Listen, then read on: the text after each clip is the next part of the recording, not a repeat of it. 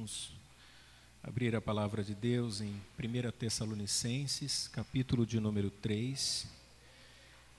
Nós faremos a leitura do versículo 1 até o versículo de número 8. Eu quero falar nessa manhã sobre o ministério de Timóteo. 1 Tessalonicenses, capítulo de número 3.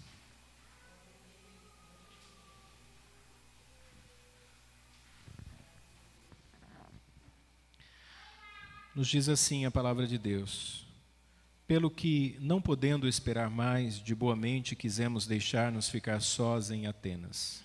E enviamos Timóteo, nosso irmão e ministro de Deus e nosso cooperador no Evangelho de Cristo, para vos confortar e vos exortar acerca da vossa fé, para que ninguém se comova por estas tribulações, porque vós mesmos sabeis que para isto fomos ordenados. Pois estando ainda convosco, vos predizíamos que havíamos de ser afligidos, como sucedeu e vós o sabeis. Portanto, não podendo eu também esperar mais, mandei-os saber da vossa fé, temendo que o tentador vos tentasse e o nosso trabalho viesse a ser inútil. Vindo, porém, agora Timóteo de vós para nós, e trazendo-nos boas novas da vossa fé e amor, e de como sempre tendes boa lembrança de nós, desejando muito ver-nos como nós também a vós. Por esta razão, irmãos, ficamos consolados acerca de vós, em toda a nossa aflição e necessidade pela vossa fé, porque agora vivemos, se estáis firmes no Senhor. Amém. Irmãos, eu gostaria de iniciar essa pregação fazendo algumas perguntas para que você refletisse. E as perguntas são basicamente essas: qual a importância que a igreja local tem para você? Qual a relevância que essa igreja tem para a sua vida? Qual o lugar que essa igreja ocupa na sua vida? Você sentiria falta se não pudesse mais congregar aqui? Sentiria necessidade de estar reunido com esses irmãos? Qual a importância que a comunidade local tem para você? Outra pergunta: você acha que os irmãos dessa comunidade sentiriam sua falta se você não congregasse mais aqui? Como você acha que as pessoas notariam sua ausência? E você, sente falta da igreja? Sente necessidade da companhia dos irmãos? Procura estar diretamente envolvido na vida dos irmãos? Ou é um mero observador? Quanto do seu tempo e da sua qualidade de vida você dedica em busca da companhia dos irmãos? Pense sobre isso. Esse texto que nós lemos está inserido no contexto de uma igreja muito jovem, uma igreja que havia sido plantada pelo apóstolo Paulo e que passou por um momento de perseguição muito intenso, muito difícil, desafiador para aqueles irmãos, fazendo com que o apóstolo Paulo tivesse que fugir daquela cidade. Então, aquele homem que Deus havia enviado à cidade para plantar a igreja, para ensinar a eles a respeito do evangelho, foi embora. E os irmãos estão passando por momentos desafiadores, inclusive muita pobreza. Embora a igreja fosse generosa, era uma igreja pobre, uma igreja sem muitos recursos. E os irmãos estavam diante desse cenário. E o interessante é que, ao escrever a carta, Paulo diz: eu sinto falta de vocês. Eu sinto a necessidade de estar na companhia de vocês. E os irmãos também falam isso. Eles também sentem falta do apóstolo Paulo, sentem necessidade de estar com o apóstolo Paulo. Por isso, eu posso afirmar que a marca de uma igreja saudável é exatamente o lugar onde as pessoas se amam, onde as pessoas se doam e buscam viver em comunhão. Não é um lugar onde as pessoas meramente se ajuntam para um culto e depois vivem cada um na sua esfera, na sua realidade, independentes do que acontece como um todo. Mas nós somos chamados para viver em comunhão. Por isso, no versículo 1, Paulo começa dizendo assim: pelo que não podendo esperar mais. Os irmãos sabem, e eu já falei nas outras mensagens, que o apóstolo Paulo precisou sair fugido da cidade de Tessalônica. Ele foi perseguido por alguns judeus que criaram uma turba, criaram um movimento para que eles pegassem o apóstolo Paulo, condenassem o apóstolo Paulo e até matassem o apóstolo Paulo. Os irmãos, então, protegeram Paulo, levando-o para outra cidade. Isso tudo causa um certo sentimento de abandono naquela igreja. E o apóstolo Paulo sabe disso. E ele planeja visitar os irmãos, não uma, mas outra vez, ele disse isso no capítulo anterior, só que ele entende também que há uma batalha espiritual. Ele diz assim: Satanás me impediu, Satanás me barrou, colocou barreiras, colocou barricadas, não permitiu que eu fosse ver vocês. Por isso ele enviou Timóteo e então ele está angustiado, aflito, querendo receber notícias daquela igreja. O seu coração está apertado e ele, com esse sentimento pastoral, ele quer saber como é que os irmãos estão. Será que esses irmãos permanecem firmes na doutrina? Ou será que por conta das lutas, das dificuldades, das perseguições, eles abriram mão e decidiram voltar para a antiga vida deles e abandonar o evangelho? Então essa é a preocupação do apóstolo Paulo. E o interessante é que nós também vivemos recentemente algo parecido. Nós passamos aí por um período em que a igreja precisou ficar fechada, a estrutura física, o lugar de culto. Nós nos afastamos uns dos outros, nós precisamos ficar em casa, vivendo a nossa própria vida ali, preocupado com as nossas necessidades, e algumas pessoas chegaram a pensar que assim que a igreja voltasse os seus cultos, todo mundo ia voltar correndo para a igreja com saudade, querendo rever os irmãos, querendo cultuar, querendo adorar, porque todo mundo estaria com o coração cheio de saudade, apertado. Ai, que bom poder voltar para a igreja, mas não foi isso que aconteceu. Muitas pessoas entenderam que não precisam da igreja, entenderam que não querem mais a igreja, não querem ter participação na vida comunitária, não querem o evangelho, querem viver do seu jeito, são donos de si, não precisam de Cristo, não precisam da ceia, não precisam da disciplina eclesiástica, não precisam da convivência cristã. São pessoas agora independentes, são os desigrejados. Eu sou crente sozinho, do meu jeito, não preciso de igreja. Para essas pessoas, a palavra igreja não é um termo coletivo, não está no plural, é um termo individual, singular. Eles acham que o pão é só dele, que o pai é só dele, que ele não precisa se relacionar com outros, não entendeu o conceito de igreja à luz das Escrituras.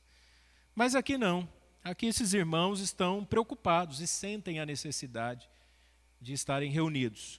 E ainda no verso 1, Paulo então diz assim que de boa mente ele quis deixar-nos ficar sós em Atenas.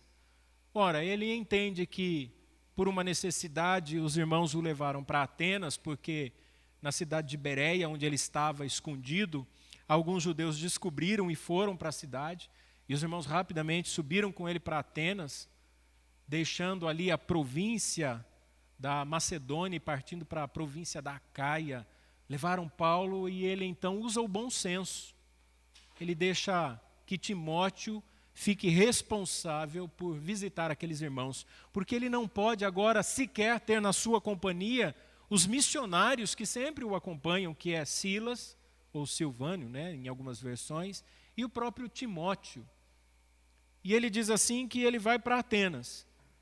E o que me chama a atenção, irmãos, é que diante de algo inesperado, Paulo tem uma atitude muito interessante.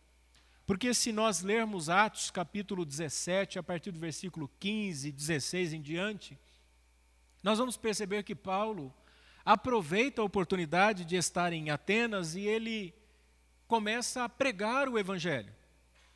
Ele aproveita aquela circunstância para mostrar aos atenienses que eles são supersticiosos.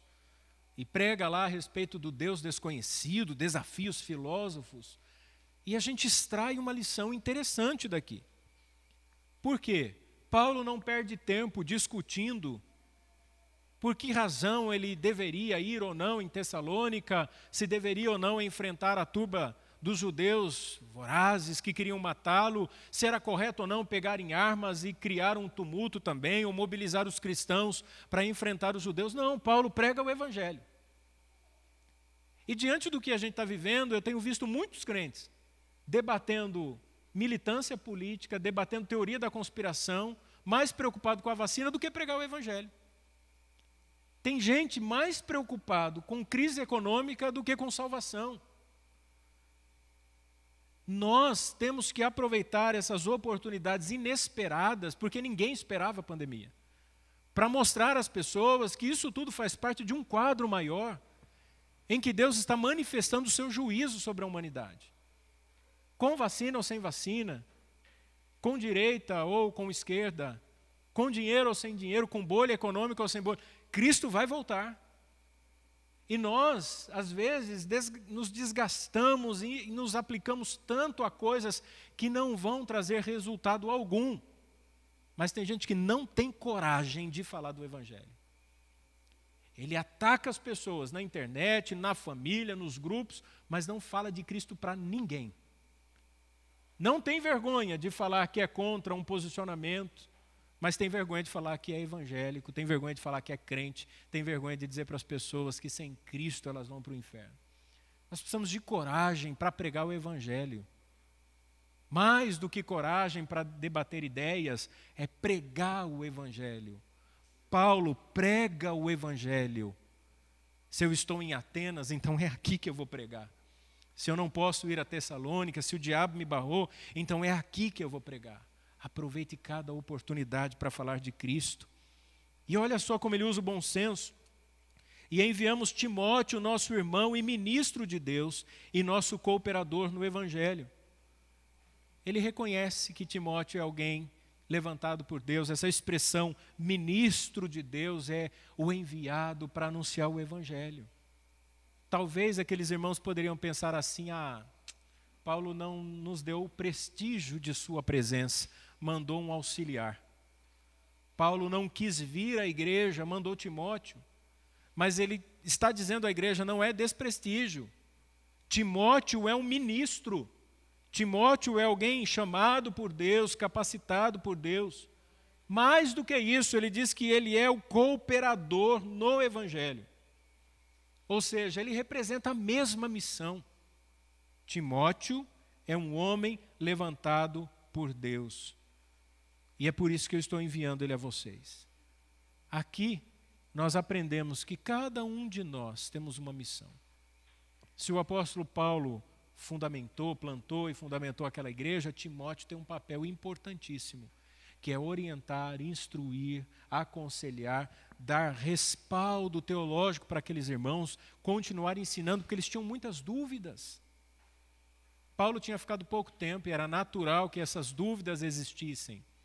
Então eles tinham dúvidas como, por exemplo, a respeito daqueles que estavam morrendo antes da vinda de Cristo. Se nós ficamos assustados com a quantidade de pessoas que foram entubadas e toda semana era notícia da morte de um irmão, de um pastor, de um conhecido, imagina essa igreja, em que os irmãos se reuniam no domingo, no outro, cadê fulano? Não ficou sabendo? Mataram. Era um grande desafio, as pessoas estavam assustadas.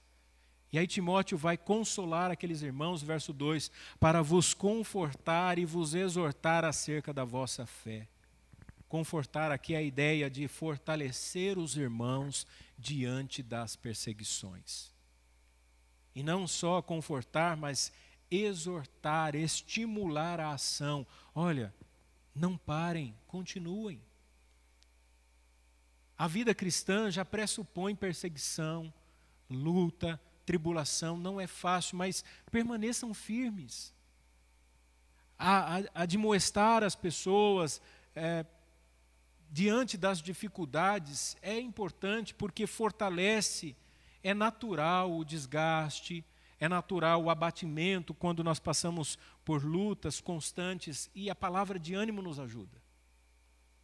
O ânimo é importante nesse momento, alguém estimulando a nossa fé, alguém dizendo, olha, eu também já passei por um momento difícil. Quantos já não se pautaram na experiência e na vivência de irmãos que enfrentaram certas lutas e que aí serve de espelho para nós. Às vezes você tem uma doença e aí você conversa com alguém que enfrentou a mesma doença, o mesmo diagnóstico, ou uma doença mais difícil ainda, e a pessoa diz, olha, eu passei por isso, enfrentei, tomei medicação, mas nunca me deixei abater, estou aqui, estou firme, e você se sente animado, porque você tem um exemplo, alguém que te exorta, alguém que te conforta. Quando você passa por uma crise financeira e você conversa com alguém que já enfrentou uma crise financeira, ele diz assim, tenha paciência, eu enfrentei momentos difíceis, mas eu não abri mão da minha fé. Eu continuei batalhando, eu continuei crendo, eu vi o cuidado de Deus e a provisão de Deus em cada detalhe, e você se sente fortalecido, porque aquela pessoa viveu uma experiência e ela está transmitindo a você a experiência de vida e de fé e de esperança e de amor, e você se sente animado. E Paulo está fazendo exatamente isso aqui. Ele está dizendo, olha, estou enviando a vocês Timóteo, para que Timóteo conte a vocês a minha experiência de vida, as minhas tribulações, as minhas lutas, mas que mesmo sendo ameaçado de morte, eu não desanimei, eu continuo pregando o Evangelho. Só que ao mesmo tempo, Paulo não quer que aquela igreja fique comovida com ele. Paulo não quer que as pessoas olhem para ele e digam assim, coitado do apóstolo Paulo. Puxa, um homem tão fiel, um homem tão bom, um homem tão dedicado, olha o que esse homem passa. Por isso no verso 3 e 4 ele diz assim, para que ninguém se comova por estas tribulações. Eu não quero ninguém dizendo assim, não dá. Nossa, mas como é difícil, olha Paulo. Paulo, que é um exemplo, que ora, eu não oro como Paulo está passando por isso, eu vou passar pelo quê então? Se Paulo foi chicoteado, foi preso, ficou amarrado a um tronco, se Paulo foi ameaçado de morte, foi apedrejado, tido como morto, vai acontecer o que comigo? Coitado desse homem. Ele diz assim, para que ninguém se comova por essas tribulações. Porque vós mesmos sabeis que para isto fomos ordenados. Pois estando ainda convosco, vos predizemos que havíamos de ser afligidos, como sucedeu, e vós os sabeis. Paulo está dizendo assim, as dificuldades são previstas na vida cristã. As dificuldades existem na vida cristã. As dificuldades, elas estão presentes, e nos prepararmos para isso é um grande desafio para nós. Eu vou pedir, Valdir, pede para os meninos entrar ou ficar, porque atrapalha ficar conversando aí na porta, por gentileza. As dificuldades existem, irmãos. E ele está dizendo, olha, estarmos preparados com as lutas, com as tribulações, isso faz-nos com que nós tenhamos um preparo melhor. Se a gente ficar pregando aqui mensagem de que tudo vai dar certo, de que a nossa vida vai ser abençoada o tempo todo, de que a gente vai conseguir tudo o tempo todo, talvez, irmãos, quando vier a dificuldade, você vai ficar assustado e vai falar, mas espera aí, o pastor sempre disse que tudo daria certo, que a gente sempre ia vencer, que tudo ia acontecer do nosso jeito, mas Paulo está dizendo, olha, quando eu fui ter convosco, eu já predisse a vocês, eu já anunciei a vocês que nós seríamos afligidos, como sucedeu e vós bem sabeis. Verso 5, portanto, não podendo eu esperar mais. Olha só, ele expressa a sua preocupação e sua ansiedade. Eu sei que tem algumas pessoas que pensam assim, não, ficar ansioso, ficar angustiado, ficar apreensivo com as coisas da vida é falta de fé. Tem muita gente que pensa assim. Acha que o crente verdadeiro, ele nunca fica angustiado. Aí encontra alguém passando por uma crise de existência, com conflitos, e ele pensa, isso é falta de fé, é falta de segurança. Mas Paulo, em nenhum momento, nos deixa claro que a confiança no poder de Deus vai proteger-nos de angústias e aflições, ou de estarmos preocupados com alguma coisa. Perceberam isso? Paulo continua preocupado com a igreja e ele ora por aquela igreja.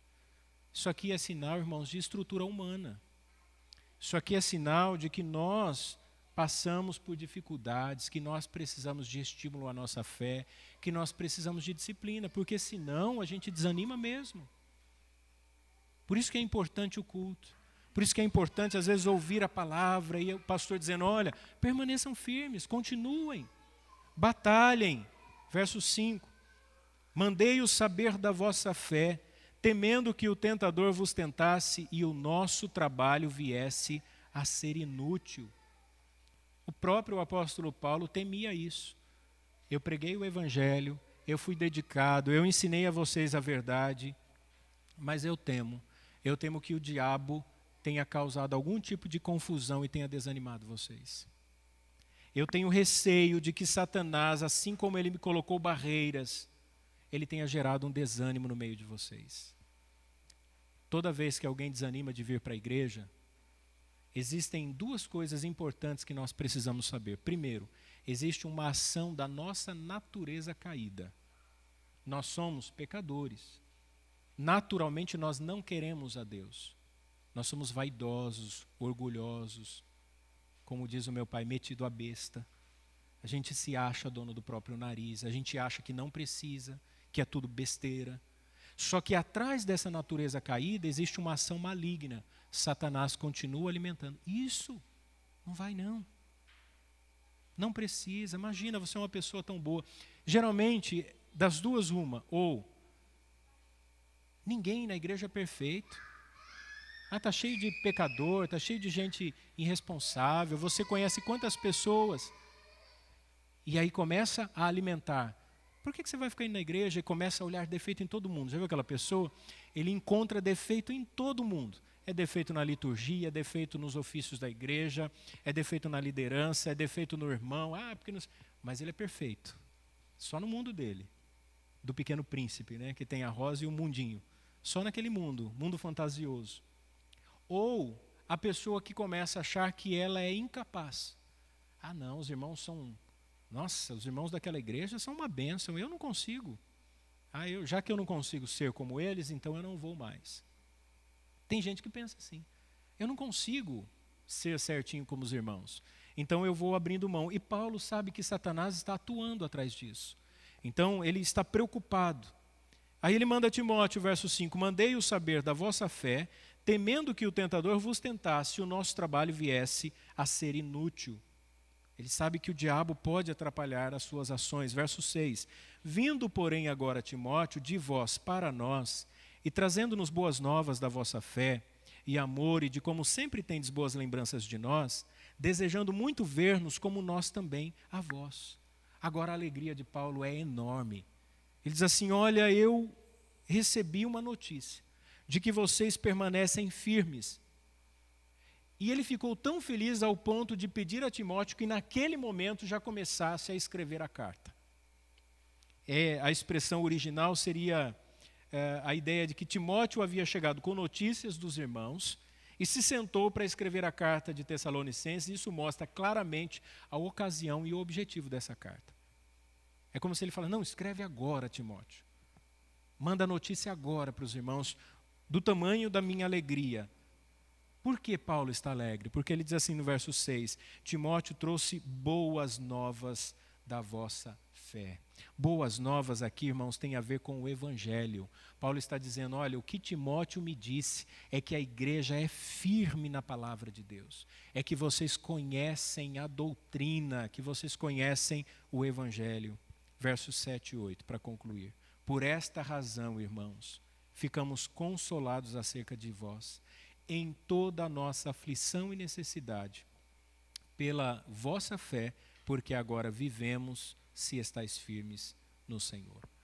Paulo chega ao ponto de dizer assim, agora eu tenho vida. Ufa, agora eu estou aliviado, porque eu fiquei sabendo da fé de vocês. Agora eu estou animado por conta da notícia, e a ideia aqui, ficamos consolados. Essa palavra no grego é parácleo, que tem a ver com paracletos, ou com um consolador. Tem dois significados. O primeiro significado, Paulo estava em aflição. Ele não tinha notícias. E o segundo, ele estava em necessidades, passando por perseguição e em fuga, inclusive. Então, essa mensagem trouxe consolo ao coração do apóstolo Paulo.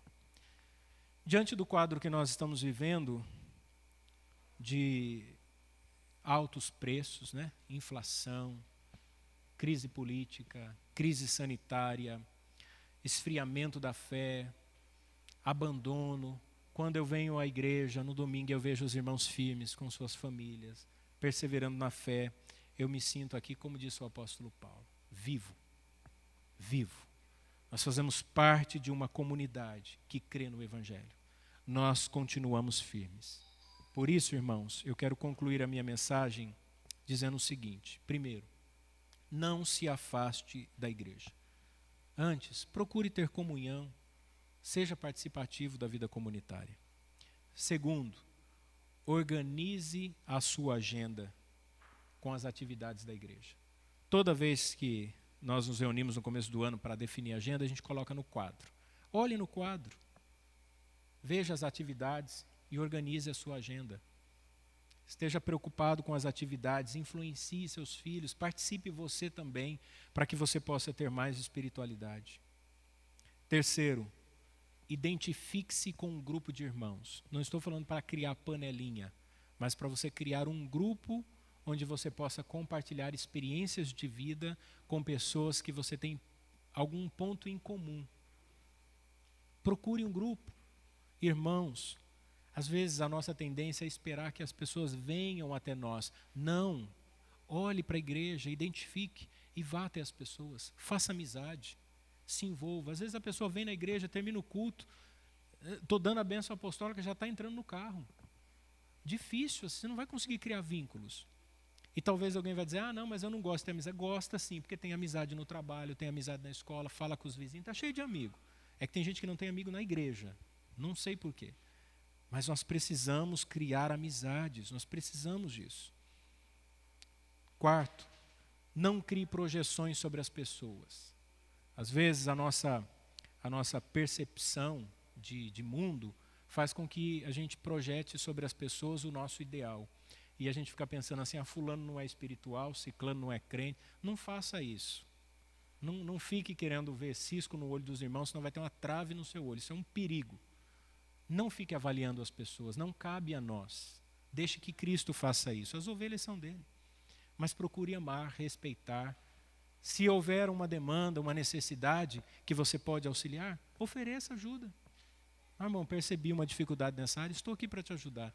Mas a gente também ficar tripudiando a vida das pessoas, o testemunho, não ajuda, irmãos, e a gente acaba criando feridas. Por fim, entenda a exortação. Eu sei que às vezes as pessoas ficam ofendidas, né? Puxa, pastor, exorta demais, é muito pega firme, mas isso é importante, irmãos. É importante, porque a vida espiritual é uma coisa séria. E nós precisamos nos organizar, nós precisamos cuidar para que a gente tenha uma vida feliz e a tão sonhada vida de sucesso. Quem não quer ter sucesso? Sucesso não vem de ganhar na loteria. Prosperidade não é riqueza. A vida de sucesso na vida cristã, no conceito cristão, é de alguém que é organizado, que se santifica, que batalha. Os irmãos trabalham de segunda a sexta, às vezes de segunda a sábado, ou de domingo a domingo, que compra, que paga, que devagar vai adquirindo as coisas, que instrui seus filhos, que estuda, que faz curso. Tem irmãos que estão trabalhando, se qualificando para poder subir de cargo na empresa. Não é nada fora do que a gente está acostumado. Só que isso tudo é envolvido com uma vida espiritual, com oração, com conhecimento bíblico, com bom testemunho. As pessoas que trabalham com você devem olhar para você e falar, olha, você é crente, hein? Eu conheço muita gente evangélica, mas poucos dão um testemunho como você. É assim, irmãos. E isso não se consegue de uma hora para outra. A vida cristã não é um mar de rosas, não é um estalar de dedos e pum, tudo na sua vida vai ficar maravilhoso. É com disciplina. Tem dia que você vai ter empolgação. Sabe aquele dia que você acorda e ora bastante, lê a Bíblia, não tem dificuldade com nada. Mas tem dia que é só a misericórdia de Deus. Está tudo errado. Você já perde o ônibus, o fretado para o trabalho, já fica nervoso, já fala o que não deve, filho que não obedece, problema financeiro em casa, não tem mistura, né? Final do mês, então, final do mês é o período para jejuar. Em todos os sentidos, né? Primeiro porque falta, e para você ter paciência para aguentar o início do mês. Agora nós estamos aí na última semana, essa é a semana do Calvário, é a semana de Deus me dá graça, é a semana que não passa, né? Para chegar até o dia 31, quem recebe dia 30, dia 1º está contando os dias, quem recebe dia 5 já está abatido, quem recebe o 5º dia útil, meu Deus do céu, né? Fica, Senhor, abrevia os dias para que chegue logo. Não é fácil, é colocando água no detergente, juntando pedaço de sabonete. Eu sei que tem gente que faz isso. Todo mundo passa por isso, né? Eu vejo um pedacinho de sabonete e vou guardando. Depois a gente faz uma bolinha só e fica o sabonete multiperfume, né? O importante é a asepsia. É comer arroz, feijão e ovo. Uma vez eu fui com a Joana no açougue e acho que eu já até contei isso aqui, né? Eu falei assim, eu quero linguiça de frango. Aí o rapaz separou. Eu falei assim, eu quero pé de frango, é gostoso. Quero tulipinha, coxinha da asa. Aí ela virou para mim e falou assim, nossa, mas só vai comprar frango? Eu falei, fique calma que depois a gente vai passar ele para comprar uma cartela de ovos. Ué, fazer o quê? Não é sempre, né, que dá para a gente comer carne vermelha. E nós precisamos ter paciência. E aí, irmãos, sendo o que Paulo está orientando a igreja. Exemplo no amor, na fé e na esperança. Isso aqui é o tema central da carta de Paulo aos Tessalonicenses.